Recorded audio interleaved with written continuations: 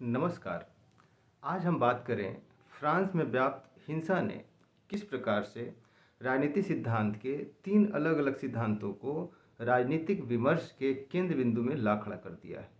बात करें सबसे पहले उदार लोकतांत्रिक परंपरा की, जिसे हम लिबरल डेमोक्रेटिक ट्रेडिशन कहते हैं।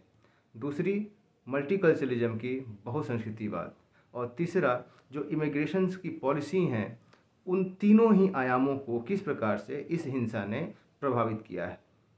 उदार लोकतांत्रिक व्यवस्था क्या इस प्रकार की परिस्थितियों से निपटने के लिए अनुकूल है? क्या उनके पास इसका कोई मैकेनिज्म है? बहुसंस्कृतिवाद होते हुए भी अगर इस तरह की घटनाएं घटती हैं तो फिर उसे किस प्रकार से कल्चरली डाइवर्सिटीज़ को एब्जॉर्ब किया जाए, कैसे वह सभी जो अलग अलग भिन्न भिन्न संस्कृतियां हैं वो एक साथ पल्लवित पुष्पित हो सकें, इसका कैसे विकास किया जाए, यह दूसरी चुनौती है। और तीसरी है कि जो इमिग्रेशंस की पॉलिसीज़ हैं उसको एक बार फिर से रीअसेस करने की आवश्यकता है।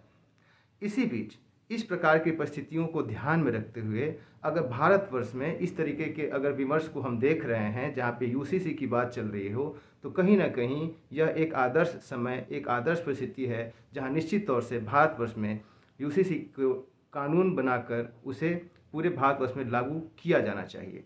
अब देखना यह है कि फ्रांस का यह उदाहरण किस प्रकार से राजनीतिक विमर्श को और किन किन पक्षों को प्रभावित करती है, और आने वाले समय में यह किस प्रकार की जटिलताओं, आने वाले समय में यह चिंतन को और सिद्धांत को किस प्रकार से और अधिक विकसित करती है, किस प्रकार के समाधान प्रस्तुत करती है। यह एक रोचक विषय होने जा रहा है कि किस प्रकार से राजनीतिक सिद्धांत इस प्रकार की जो संकट है, इस प्रकार के जो क्राइसिस हैं, उससे अपने आप को उभार पाने में सक्षम हो पाती है या नहीं।